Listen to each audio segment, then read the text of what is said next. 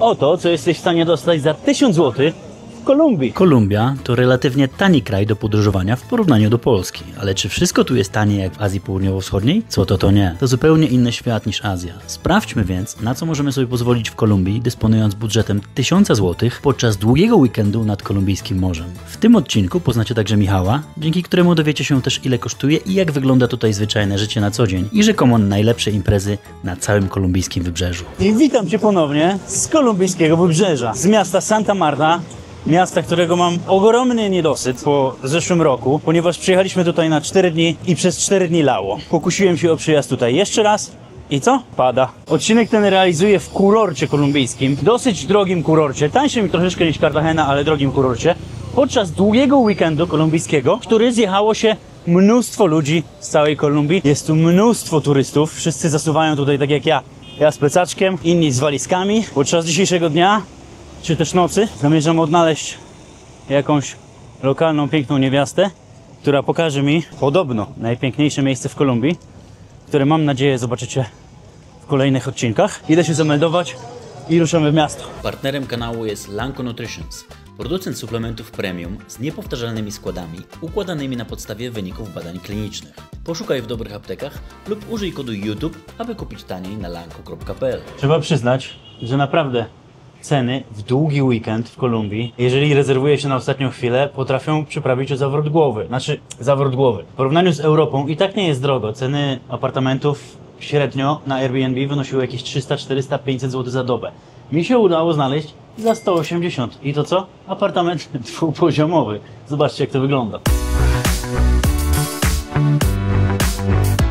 To, co jest w tym oczywiście najlepsze, dla kogoś, kto wychował się z dala od morza, ten widok. To jest 10. piętro, ale w zupełności wystarczy. Prosto na główną plażę El Rodadero. Budynek jest nieco starawy, ale mieszkanie jest w pełni odnowione. Nigdy nie widziałem czegoś takiego, żeby w mieszkaniu dwupoziomowym wchodziło się na poziom drugi, a sypialnia była na poziomie niższym.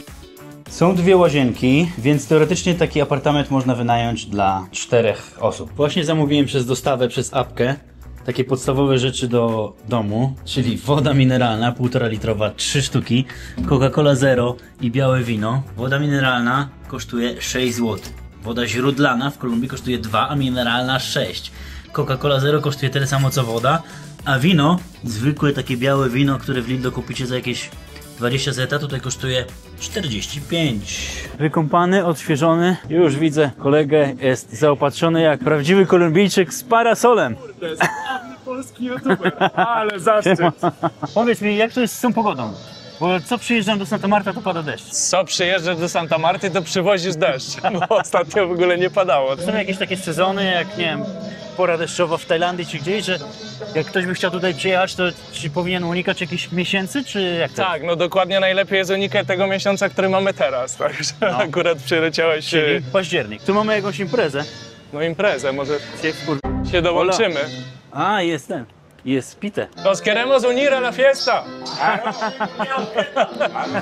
No dobra, Michał, co tu robisz, chłopie? I ile lat? Łącznie to już jest 10 lat w Kolumbii, 10 a dokładnie tutaj w Santa Marta. Miałem taki okres, że byłem tutaj około 4-5 lat, później wróciłem do Polski na trochę, poleciałem gdzieś tam do Azji, ale stwierdziłem, że jednak wracam z powrotem do Kolumbii. A dlaczego Santa Marta akurat? Dlaczego to miasto, którego taki miałem niedosyt, dlatego tu przyjechałem jeszcze raz? Głównym powodem na początku było morze i plaże. Znalazłem pracę, poznałem ludzi, no i tak zostało do dzisiaj. A jak jako Polak przyzwyczaiłeś się do tej pogody, do tego upału? Bo ja nie mogę. No wiesz co, właśnie dlatego dzisiaj akurat mamy szczęście, że pada deszcz, bo jest trochę chłodniej. Aczkolwiek jak nie pada, no to faktycznie jest strasznie gorąco, a nawet nie tyle ten upał jest czymś, co przeszkadza czasami, tylko bardziej to, że jest po prostu duża wilgoć. Ale czy jesteś w stanie się przyzwyczaić do tego? Myślę, że ciężko się przyzwyczaić, a tak naprawdę bardziej mi ta pogoda odpowiadała na początku, bo było to coś nowego dla mnie, a jednak z czasem zaczęło mnie to bardziej męczyć. Czy jako Polak odnalazłeś się tutaj w czym? Co robisz? Wiesz co, uczę języka angielskiego. Głównie, także no tu jest bardzo duże zapotrzebowanie na język angielski. I znasz też biegle hiszpański, tak? Tak, tak. Mhm. Ale znałeś Zanim przyjechałeś, uczyłeś się, czy nauczyłeś się? Znałem. Ja już znałem hiszpański zanim przyleciałem, bo studiowałem hiszpański, mieszkałem trochę w Hiszpanii. Jednak jak przyleciałem po raz pierwszy, no to powiedzmy, że ten hiszpański stąd był zupełnie inny. Także ciężko było się trochę przyzwyczaić, ale Tak, hiszpański stąd jest taki szybki, że ja to no jest jest dosyć... łatwiej mówić niż słuchać i rozumieć. Dokładnie. I co, uczysz angielskiego w szkole? Tak, obecnie pracuję w prywatnej szkole dwujęzycznej i na uniwersytecie również. O, co, masz czas na prywatne życie? Nie za bardzo. Moje wspomnienia z wybrzeża kolumbijskiego są średniawe. Mieszane. Więcej czasu spędziłem w Cartagenie. Cartagena uważam miasto rozpusty, grzechu i prostytucji. Bardzo ciężko znaleźć jakąś normalną relację. A jak jest tu?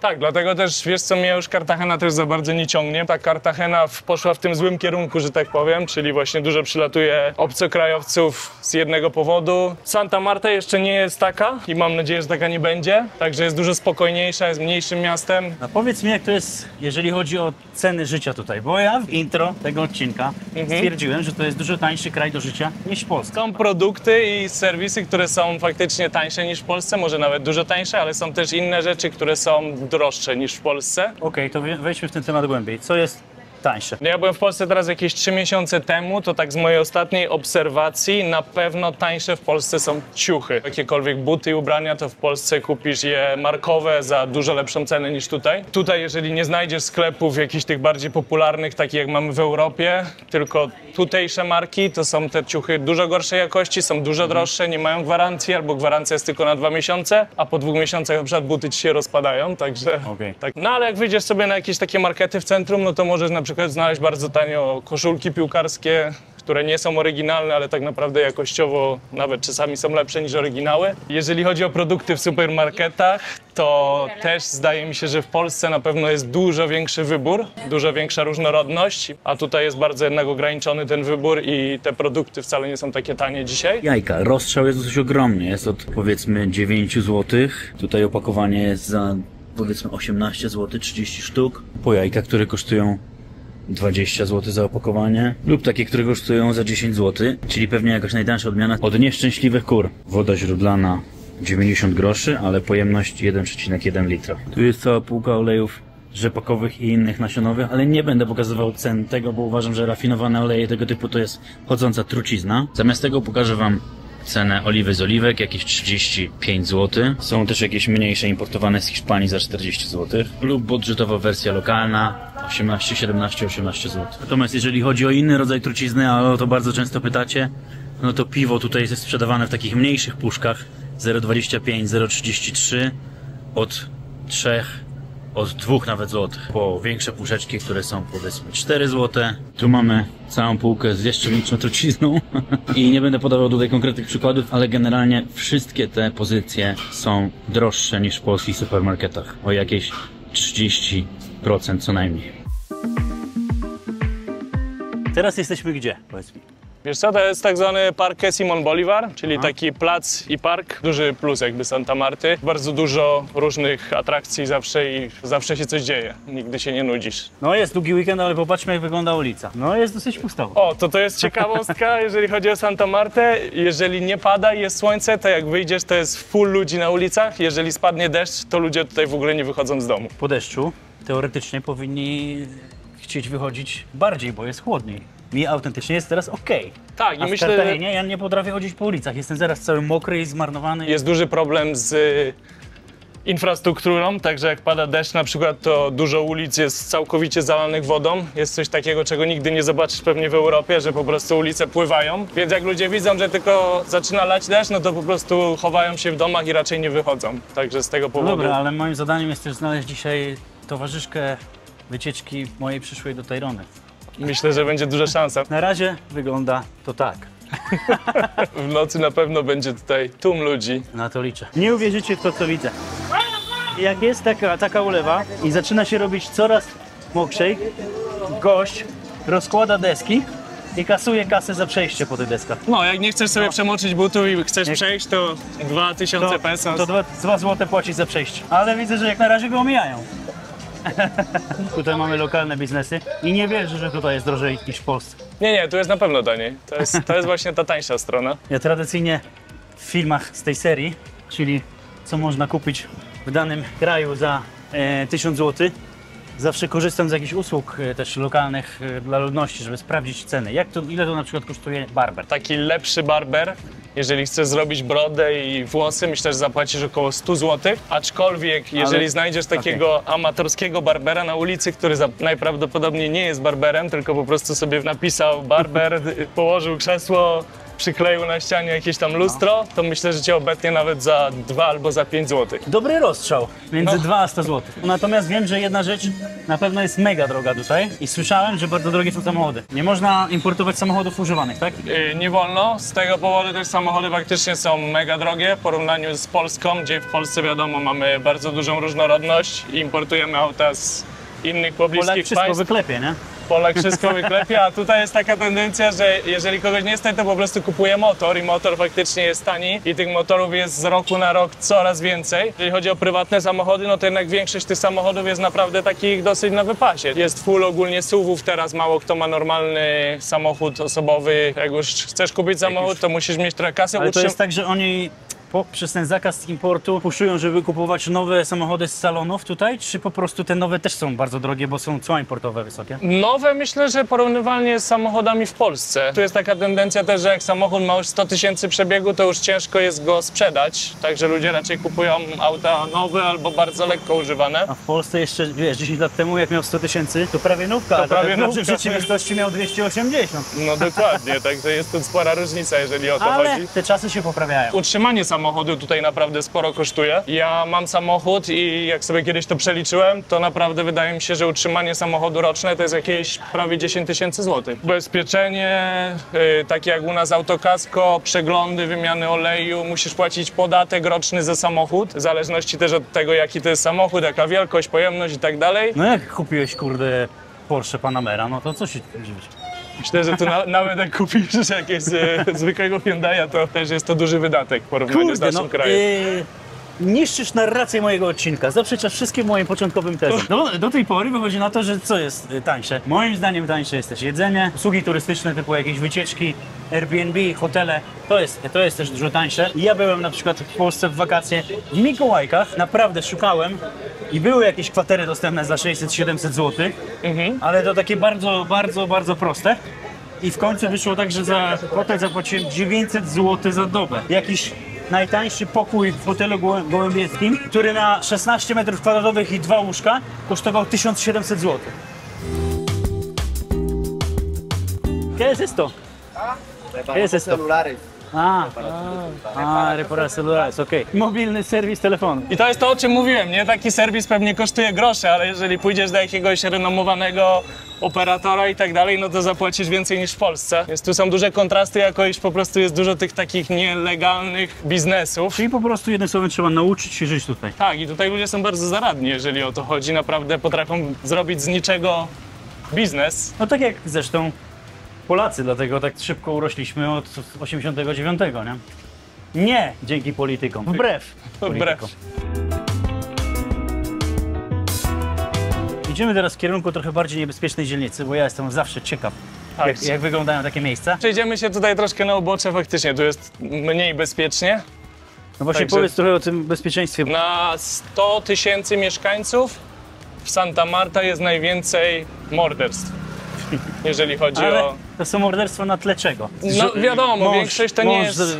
dusi żonę w kłótni, czy to są jakieś porachunki narkotykowe, czy Bardziej czy co? porachunki różnego rodzaju, wydaje mi się, że, bo to raczej nie są przypadki, nie, że się słyszy tak, jak nawet wczoraj, przedwczoraj było zdarzenie, że po prostu kogoś zastrzelili, kto siedział sobie w samochodzie o 12 w południe. No to jak przyjeżdża ktoś na motorze i strzela do ciebie o 12 w południe, no raczej nie jest to przypadek, tylko miał jakiś problem. No ale przykre jest to, że możliwe, że z błahego problemu porachunki są rozwiązywane w ten sposób, nie? I to w Santa Marta wydaje się na pozór bardzo spokojnym mieście. Ja byłem w bardzo niebezpiecznych miastach Ameryki Południowej. Miałem stresa lekkiego i jak tutaj się chodzi, to się wydaje naprawdę bardzo bezpiecznym miastem i spokojnym. Ale czy ciebie to w jakiś sposób dotyka, jak tutaj żyjesz? Odpukać nie, no ale ja też zawsze starałem się być bardzo odpowiedzialny i ostrożny. Staram się zawsze unikać spacerowania w nocy po jakichś pustych uliczkach, gdzie nie ma ludzi. No tego to się nie robi w Ameryce Południowej. To w ogóle wykluczone, nie? Myślę, że po prostu trzeba zawsze uważać. Kolejny odcinek o największych skamach i niebezpieczeństwach Kolumbii. Będzie dedykowany cały temu tematowi, więc nie spoileruję, ale na pewno oglądajcie. Tam będą osoby, które doświadczyły bardzo poważnych przestępstw i nie wiem, jak z takich traum się wychodzi. A ile kosztuje parking? 3000 peso za godzinę, czyli około 2,50. Czas spróbować jakiegoś lokalnego jedzonka. Jesteśmy w takiej lokalnej cevicherii, czyli to jest knajpa, w której są podawane surowe ryby, no i zupa z owoców morza. Buenas.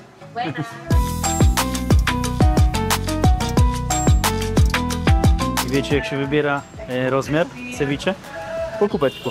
Dostałem tutaj ceviche dosyć ciekawej wersji. No i do tego jakieś krakersy, zestaw lokalsa. I mówi, że w tej knajpie jest zawsze pełno ludzi. Zazwyczaj o tej nie pada, godzinie nie? tak, a i wieczorami. Masz bardzo, bardzo kolumbijskie danie tutaj z wybrzeża, czyli owoce morza w zupie. W gorącym talerzu jeszcze ci gotuję. Kones, czyli te takie platany i arroz de coco, czyli ryż z kokosa. Ile to kosztuje? No i awokado. 40, 50, 40 zł, 45?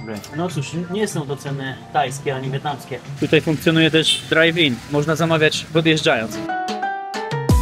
No tutaj ta okolica jest taka bardziej lokalna, nie? Jest sporo takich gości w bramach. Tutaj sobie siedzą jacyś typki.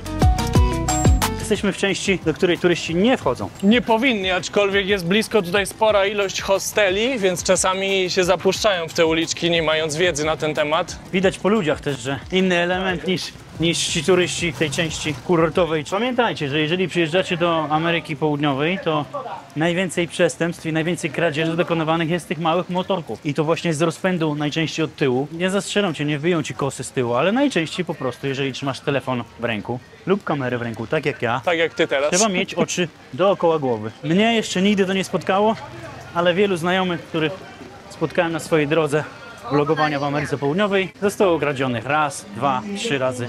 No ale to generalnie się dzieje na całym świecie. Tak się świat zmienia, więc doceniajmy Polskę, bo naprawdę żyjemy w mega bezpiecznym kraju. Jesteśmy przy takiej bardzo lokalnej knajpce i jesteśmy w stanie tutaj zjeść za 15 zeta, nie? I jest też pierś z kurczaka, są ryby. Lokalny sklepik alkoholowy, mniejszych rozmiarów. W końcu widzę coś, co cieszy moje oko.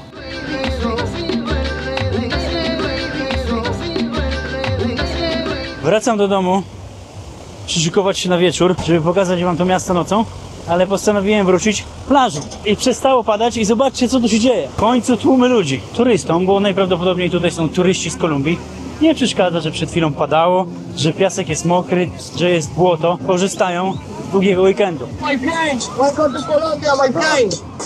I klasyczny kolumbijski parawaning. Wszystko jest ładnie poukładane, bo jeżeli słońce tu przypieka, to tutaj naprawdę jest gorąco. W tych małych stoiskach też można zjeść ceviche na przykład. Tu można wypić piwo od tego pana. Każdy z tymi styropionami oferuje co innego. ¿Cuánto cuesta, mojito? ¿Lo quiere en vaso o lo quiere en coco? Vaso, ¿verdad? En vaso. ¿Y cuánto cuesta en coco? El coco loco. o ¿Tienes mojito en coco? el coco. Dame 40. En coco. 40? Okej, quiero probar. En coco. Si. Zamówiłem mojito w kokosie. Czujecie? Coś takiego jest możliwe? Mojito w kokosie. Za 37 zł. Zobaczymy, czy smakuje faktycznie jak mojito. No bardzo słodkie, jak to mojito. Bardzo wakacyjny klimat. Podoba mi się. Warto by nadmienić, że samo mojito w plastikowej szklance kosztuje tylko 10 zł mniej, czyli 27 zł. O, mamy w pełni mundurowane panie policjantki na plaży. Od razu czuję się bezpiecznie. Wszędzie, na każdym kroku muzyka typowo latynoamerykańska, czyli reggaeton. Ja jestem osobiście fanem, od kiedy przyjechałem tutaj do Kolumbii pierwszy raz w 2017 roku. To, co jest fajne w Kolumbijczykach, to, że nawet kelnerka w knajpie do rytmu muzyki po prostu tańczy, śpiewa. Portier gdzieś, czy jakiś ochroniarz stoi, śpiewa, potańcuje, uśmiechnięty. Ludzie mają trochę inny temperament niż w Europie. Zobaczcie, jakie tutaj jest zagęszczenie ludzi. U nas musiałbym już szukać przejścia pomiędzy parawanami, tak żeby nie zdeptać tych wielkich koców, które sobie rozkładamy na naszych plażach. A tutaj sobie robię slalom pomiędzy ludźmi, pomiędzy krzesełkami, parasolami i wszystkim dookoła. Ale trzeba przyznać, że rajska to ta plaża nie jest. Zobaczcie, jaki to jest syf, nie? Ale dzieci się bawią, im to nie przeszkadza. Porównując to, co się dzieje tutaj, w porównaniu z tym, co się działo w centrum, jakie były pustki przez ten deszcz, to jestem pewien, że wieczorem ulice miasta się zapełnią. Jest już czyściutkie niebo. Nie zapowiadają deszczu przez całą noc. Ma być 28 stopni, co jest temperaturą dosyć niską jak na kolumbijskie morze, więc na pewno wieczór będzie gorący. Oj, to jest wręcz pewne. W środku beczka. Sport też jest bardzo ważny. I ci, którzy nie chcą się opalić, wyglądają właśnie najczęściej tak. Uwielbiam te klimaty. Zaczynamy część nocną tej opowieści i zaczynamy od pizzy. Pizza 40 zł. Tak, w okolicach 40-50 zł. Cuba Libre. Cuba Libre Jest happy hour. 2 dych przynajmniej, ale wydaje mi się, że się załapiemy na happy hour, także będziemy mieli 2 w cenie jednego. Się zapowiada bardzo dobrze. Takie korki na mieście, że jechaliśmy tutaj bardzo, bardzo długo. No i tak jak przewidywałem, zobaczcie, co się dzieje na ulicach. Nie pada, długi weekend, sobota. Dobra, wchodzimy do jakiegoś lokalnego, bardzo lokalnego baru, na jakiegoś małego drina w ramach Biforu, ale jest zupełnie pusto.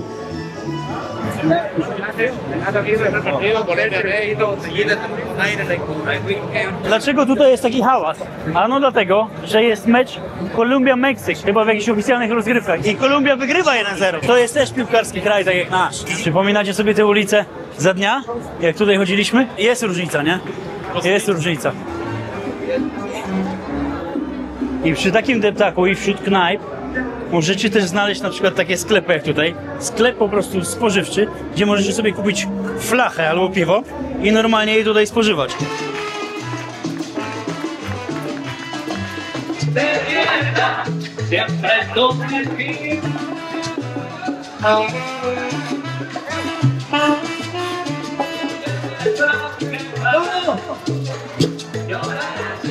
Właśnie tu jest Kolumbia. Ludzie tańczą na ulicy po prostu. Ten sobie po prostu tańczy.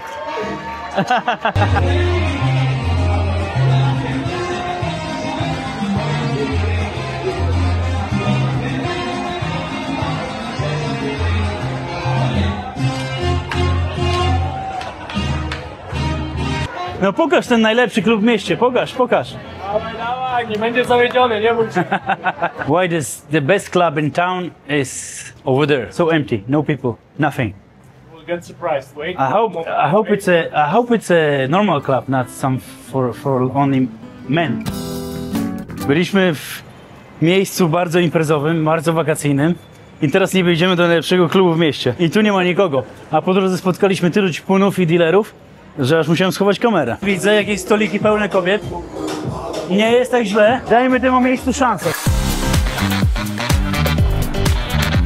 Ja tutaj będę królem dzisiejszej nocy tego parkietu. Ale czekam kiedy. Bo na razie nie mam do czego tańczyć. Cierpliwość. W Kolumbii noce są długie. Powoli zaczyna się zapełniać, jeżeli chodzi o ten klub. Tutaj na tym parkiecie jeszcze może nie aż tak bardzo. I tutaj mamy zdecydowaną zmianę muzyki. Jest zupełnie inaczej. I nadal mi mówią, że to jest jeszcze nic.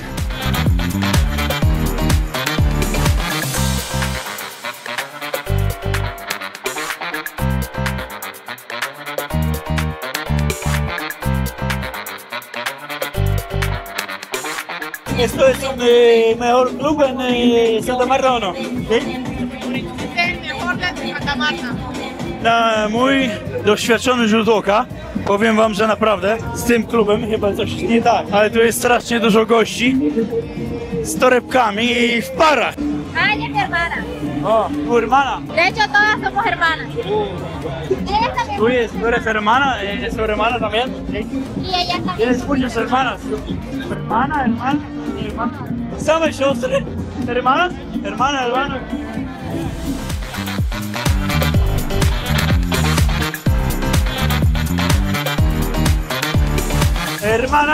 Hermanas.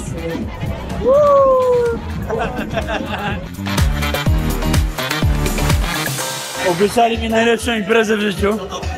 Długi weekend w Kolumbii zapełnia się, ale póki co widzę facetów tańczących kurtasy razem ze sobą. Pada deszcz, a oni tańczą, nie? Esto es un club para gay o no? Para, Se ven muchos, se ven muchos. Pero tú... Nosotros no. Sí. Yo estoy buscando el amor de mi vida. Pero vengo de acá. Ludzie tu przyjeżdżają i sami nie wiedzą, o co chodzi. Wow! Nagle znalazłem się w strefie, gdzie jest więcej kobiet. Tu tańczą parki mężczyzna i kobieta.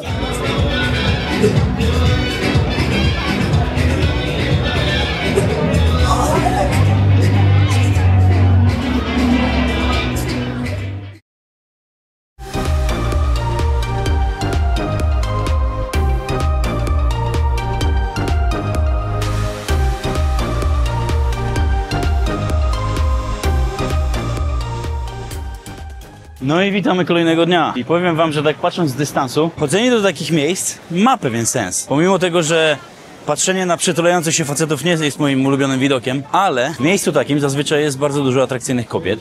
Faceci zajmują się sobą, a jeżeli są z koleżankami bardzo atrakcyjnymi, to oni nawet cieszy ci pomogą je poderwać. Ponadto w tym momencie uważam już zupełnie obiektywnie, że są oni kompletnie niegroźni. To nie jest tak, że nagle wchodzisz do takiego miejsca, które jest przyjazne pewnym zachowaniom i nagle, kurde, wszyscy zaczną cię łapać za tyłek. I impreza była naprawdę przednia. Dzisiaj jest poniedziałek, święto, już troszeczkę tłum zelżał.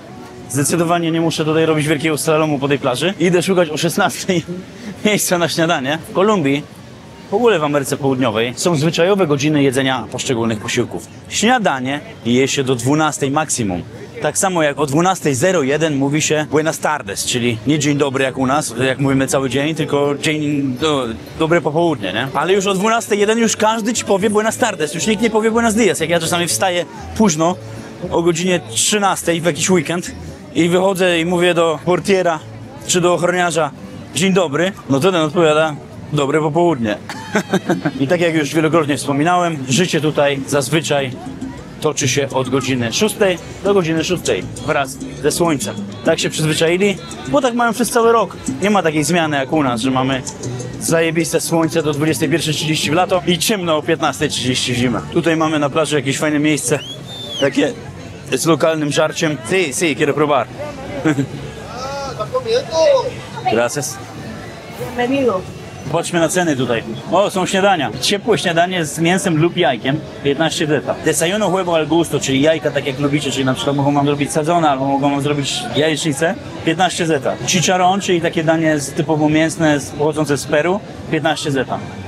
Nie jest źle. Są też koktajle, czyli tak zwane te koktajle, które widzieliście już wcześniej, czyli koktajle z owoców morza, 35 zł. Krem z krewetek, 30 zł. Pasta z owocami morza, 45 zł. Pasta z krewetkami, 45 zł. Pasta z kurczakiem, Alfredo, 40 zł. Ryż z owocami morza, 47 zł. Nie jest źle, nie? Ale oczywiście nie są to ceny jak w naszych polskich Chińczykach, ani nie są to ceny jak w Wietnamie czy w Tajlandii. To co widzicie tutaj, kosztuje 2 dyszki. Drink dosyć nietypowy. Czegoś takiego w Polsce nigdy już nie widziałem. To jest piwo zmieszane z sokiem truskawkowym. Tutaj dookoła jest sól, a tu jeszcze są jakieś żelki i owoce do tego. Bardzo orzeźwiający, ale bardzo słodki jednocześnie. Wiele osób w Kolumbii dodaje do tego jeszcze taki sos typu tabasco, bardzo pikantny, nie? Dosyć ciekawe wariacje. Cóż, co kraj to obyczaj. Fascynuje mnie dodawanie zawsze węglowodanu do węglowodanu. Wczoraj jadłem tutaj ryż z owocami morza, dostałem do tego frytki. Dzisiaj makaron, dostaję do tego takie pity, to są te arepy. Dosyć osobliwe połączenie. Realizując odcinek teoretycznie o cenach, warto by oczywiście dodać to, jak wyglądają ceny nieruchomości. Z tyłu, tu, widzicie budynek, w którym mieszkam. Wiecie, ile kosztuje wynajem na doby? Co jeżeli chcielibyście kupić nieruchomość w Kolumbii? Ten budynek jest taki lekko starawy, ma pewnie ze 25 lat. Michał mieszka w budynku bardzo czyściutkim i nowiutkim. Ma z balkonu taki widok, 70-metrowe mieszkanie i zgadnijcie, za ile je kupił. 70 metrów z widokiem na morze w drugim największym kurorcie Kolumbii. 270 tysięcy złotych. W Polsce za tyle pieniędzy podejrzewam, że niedługo kupimy sam garaż. Już w centrum Warszawy, w niektórych apartamentowcach ceny miejsc postojowych, czy ceny miejsc w garażu, gdzie ledwo możesz tworzyć drzwi, bo sąsiad stoi tak blisko, kosztują 150 tysięcy złotych. W jakim kierunku to idzie, to jest przerażające. Jak widzicie na przykładzie Michała, można wybrać sobie inną drogę życiową, można zaryzykować, wystarczy troszeczkę więcej odwagi. Oczywiście inaczej sytuacja się przedstawia, jeżeli macie dzieci, rodzinę i chcecie żyć w Polsce. Tak, ale można także żyć inaczej. Wiecie, z czego słynie Kolumbia? Z eksportu jakich produktów? Oczywiście numerem jeden jest kawa, ale też jest mnóstwo rzeczy, które są mocno nielegalne i ci wszyscy goście, których widzicie dookoła, na przykład, nie wiem, z jakimiś akordeonami, czy goście, którzy sprzedają papierosy, czy jakieś magnesy, oni ci w pierwszej kolejności proponują magnesy, wisiorki, a w drugiej kolejności proponują ci co? Biały proszek. Wiem, że to jest odcinek o cenach, ale nie będę wam mówił, jakie są ceny tych specyfików, bo mam wiele marzeń, ale żadnym z nich nie jest dostanie bana na YouTubie. Mówiąc zupełnie szczerze, te ceny są śmiesznie tanie. Nie polecam. Zdecydowanie lepiej jest zadbać naturalnie o dopaminę. A jeżeli chcielibyście skorzystać z naturalnego dopingu dla mózgu, żadnych nielegalnych substancji, polecam zdecydowanie grzyby funkcjonalne, na przykład ten suplement Triple Mushroom Combo. To jest kompozycja 3 najsilniejszych grzybów funkcjonalnych, jakie istnieją na naszej planecie, czyli reishi, cordyceps i soplówka jeżowata. Grzyby funkcjonalne, według niektórych naukowców, mogą nawet kiedyś uratować świat. Więc jeżeli potrzebujecie nieco stymulacji naturalnej i dopingu dla mózgu, zdecydowanie polecam Triple Mushroom Combo. Wiecie, gdzie szukać? W polskich aptekach, tych najlepszych. Chyba już jest, nie wiem, 9 z 10 największych sieci aptek w Polsce. No i na lanko.pl. Zapraszam. Idziemy teraz zobaczyć coś podobno bardzo osobliwego, jeżeli chodzi o Kolumbię. Sklep, który robi drinki. Sklep za kratami, monopolowy. Drinki w jakiej cenie? No, teraz 10 zł. miesiąc temu był za 8. ¿Qué pasó ayer? O. Esto es por resaca. Mają drinka, który się nazywa Co się stało wczoraj? Chyba świetny drink na kaca. Jeszcze nigdy nie piłem drinka serwowanego z zakrat. Zobaczcie, jak to wygląda dobrze. Kupujecie sobie takiego gryneczka z zakrat do sklepu i do parku, tak jak tutaj wszyscy dookoła. Nie trzeba płacić 3 razy tyle w restauracji. Salut!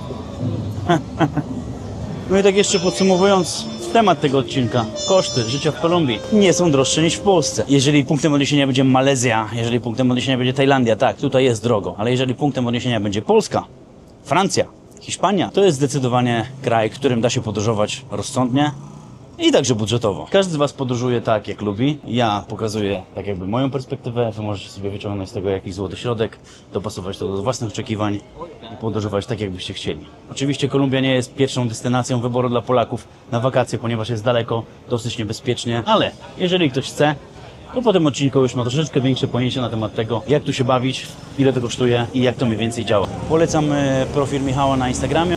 On też ma swój kanał na YouTubie, który od jakiegoś czasu jest nieaktywny, ale prawdopodobnie go reaktywuje, więc polecam także Michała. Jeżeli chodzi o Santa Marta, w zasadzie nie ma tutaj nikogo, kto by miał lepszą wiedzę na ten temat, skoro gość mieszka tutaj 10 lat. Długi weekend Santa Marta dobiega końca.